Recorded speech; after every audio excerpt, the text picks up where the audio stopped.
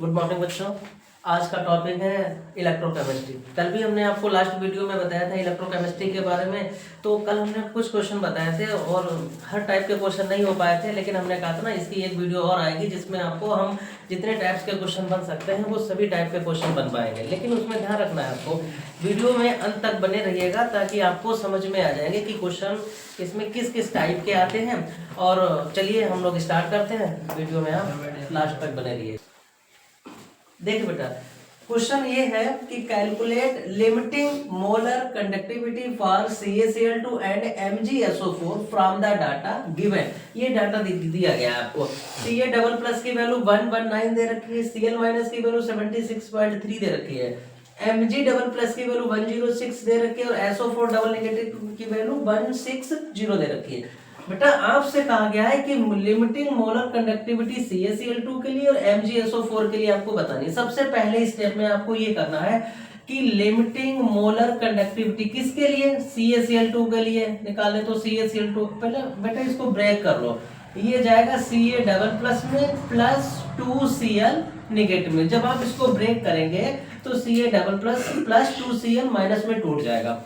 अब बेटा Ca double plus की वैल्यू कितनी है 119 प्लस 2 इंटू Cl नेगेटिव की वैल्यू कितनी है 76.3। बेटा 119 प्लस इसकी मल्टीप्लाई करो 2 3 जा 6, 2 3 जा 6 पॉइंट लगाए 2 6 जा 12, 2 7 जा 14 और 1 15, इतना आ गया। इसको और इसको ऐड कर दो तो देखिए इसको ऐड करने पर 152.6 119 ये आ जाएगा बेटा 6 9 और 2 बेटा हो गया 11, कैरी हुआ 1 5 1 6 7 और ये हो गया 112 271.6। पहले का आंसर आएगा 271.6। ये आपका लिमिटिंग मोलर कंडक्टिविटी CaCl2 के लिए आ गई।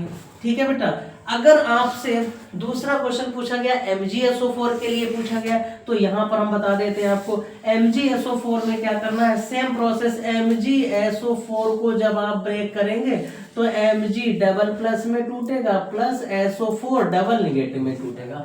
आपको पता है limiting molar conductivity for MgSO4 के लिए बेटा Mg, वैसे इसको तोड़ते पता कैसे है, लेमडा लगा देते हैं। Lambda limiting Ca double plus 2 into lambda limiting Cl minus, ऐसे यहाँ भी लेमडा लगा देंगे, यहाँ भी लेमडा लगा देंगे। अब MgSO4 जो होता ना, MgSO4 Mg डबल प्लस की वैल्यू बेटा देखो कितनी है 106 प्लस SO4 डबल नेगेटिव की वैल्यू 160। इसको ऐड कर दो भाई, ऐड करने में देखिए 160 106 6 आ गया 6 आ गया 1 1 2 हो गया 266 या इसके यूनिट लिख लो साइमेंस centimetre square.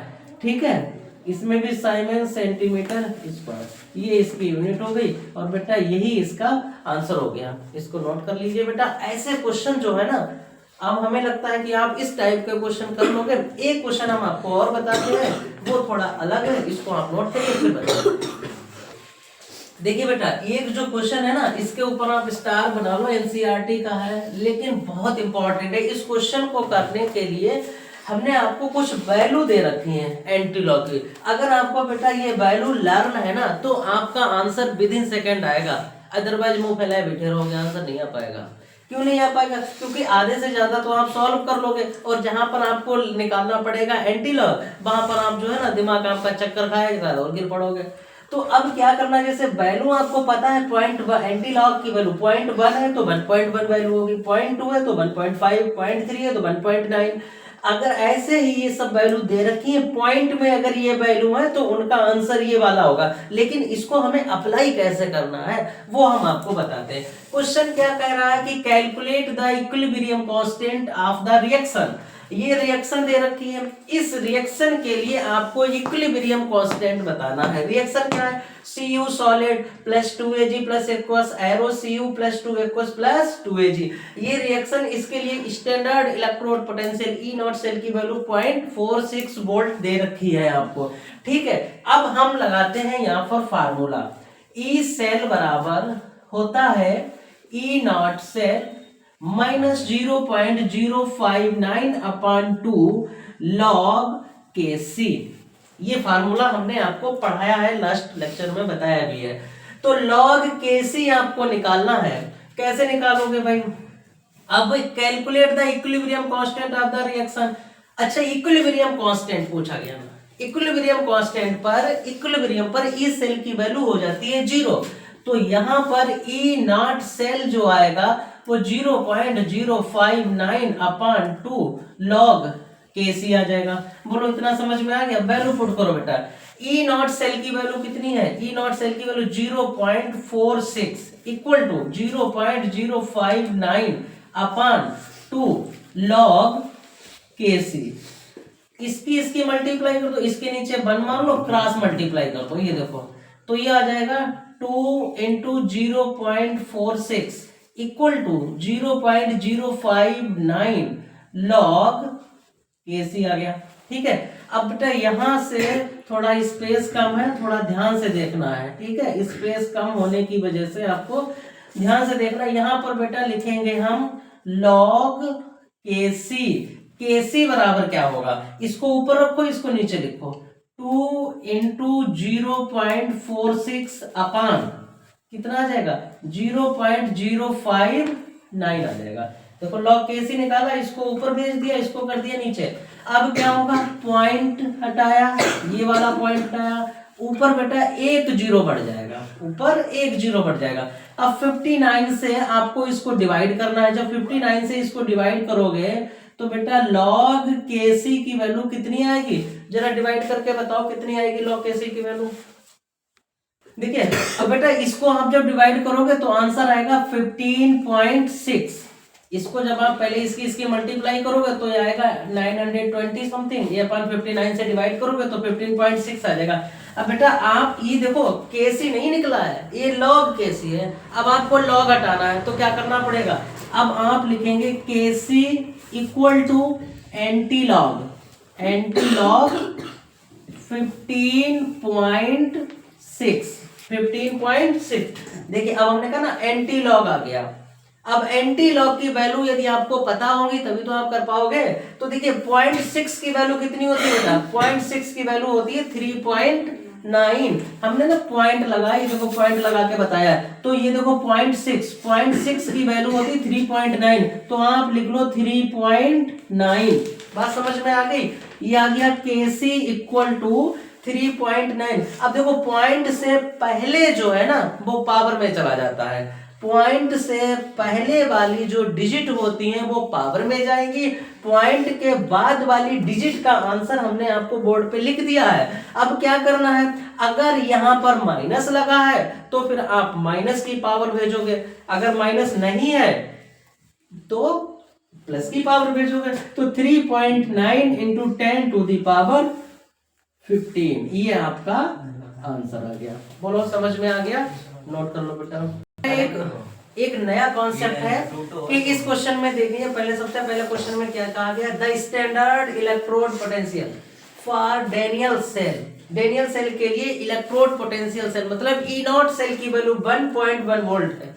Calculate the standard Gibbs energy for the reaction. तो स्टैंडर्ड गिब्स एनर्जी आपको बतानी है रिएक्शन के लिए बेटा। फार्मूला होता है डेल्टा GR0। गिब्स एनर्जी का फार्मूला डेल्टा GR0 माइनस का N E naught cell F minus N E naught cell F। बेटे N क्या है? Number of change in electron. इस रिएक्शन में कितने इलेक्ट्रॉनों का एक्सचेंज हुआ है हमने आपको बताया भी था लास्ट वीडियो में। हमने कहा अगर आप इलेक्ट्रॉन फाइंड आउट ना कर पाओ तो आप चार्ज देख लेना। चार्ज जो ज्यादा वाला होगा 99% केस में वही रखा जाता है। 100% अगर यदि आप करेक्ट मारो ना तो फिर बेटा उसको कैलकुलेट करके बताना पड़ेगा, लेकिन 99% केस में वही होगा। देखो चार्ज +2 यहाँ है, +2 यहाँ भी है, इसका मतलब n की वैल्यू क्या होगी? 2 हो जाएगी। इनटू ई नॉट सेल की वैल्यू 1.1 गिवन है, इनटू यह क्या होता है? फैराडे कांस्टेंट, और फैराडे कांस्टेंट की वैल्यू होती है 96,500। तो बेटा जब आप इसको कैलकुलेट करोगे तो कैलकुलेट करने पर ये आंसर आएगा माइनस का 212,275 मोल इनवर्स।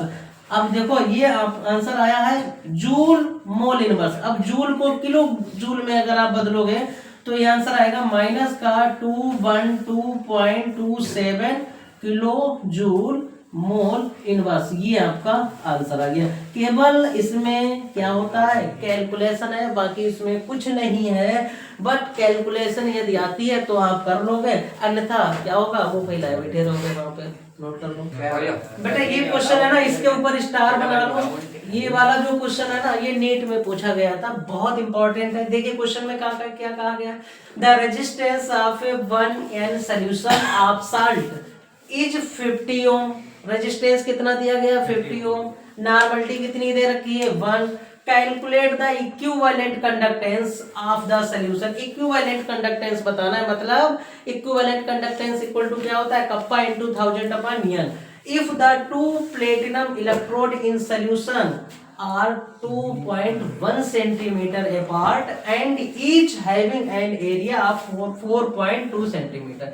आपको पता है बेटा, कप्पा बराबर होता है 1 अपान रो, और रो बराबर क्या होता है, 1 अपान आर इंटू एल अपान है। भाई आर बराबर रो एल अपान, ये फार्मूला होता है, तो वहीं से इसको हमने मॉडिफाइड करके लिखा है। तो 1 अपान 50, क्योंकि रेजिस्टेंस कितना दिया गया है 50, इंटू लेंथ कितनी दे रखी 2.1, एरिया कितना दे रखा 4.2। इसको बेटा सॉल्व करोगे 1 अपान 100 आ जाएगा। तो 1 अपान 100 की वैल्यू किसकी है, कप्पा की है।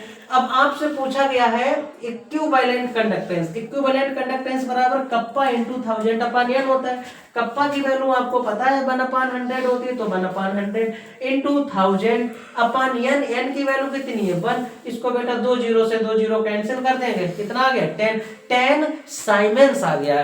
इसका मतलब साइमेंस ये यूनिट होती है। तो बेटा आज के लिए हमने आपको इलेक्ट्रोकेमिस्ट्री के जितने भी क्वेश्चन बन सकते थे वो सभी क्वेश्चन हमने आपको बता दिए हैं। इतना आपने नोट किया है। अब आपको बताते हैं कि इलेक्ट्रोकेमिस्ट्री में इससे ज़्यादा कुछ भी नहीं पूछा जाएगा। हाँ, यदि कोई क्वेश्चन रहता है तो अभी हम आपको रिवीजन करवाएंगे अनसॉल्व्ड पेपर से, और रिवीजन में हम आपको बताएंगे। लेकिन हर क्वेश्चन को सॉल्व करने के लिए, हर प्रॉब्लम को सॉर्ट आउट करने के लिए आपको वीडियो में बने रहना है, और अपने सुझाव मैसेज के माध्यम से आपको देते रहना है। यदि कोई आपको प्रॉब्लम होती है तो आप मैसेज में लिख सकते हैं, ताकि हम उसका समाधान कर सकें। और वीडियो में बने रहिएगा, चैनल को लाइक और सब्सक्राइब करिएगा।